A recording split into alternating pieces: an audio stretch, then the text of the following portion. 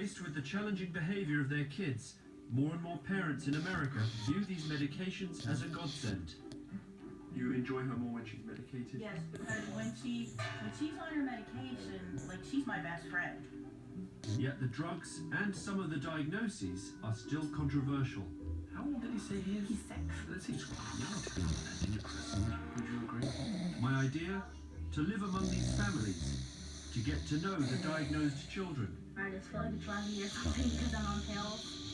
and to understand what drives parents to put their kids on drugs. Would you like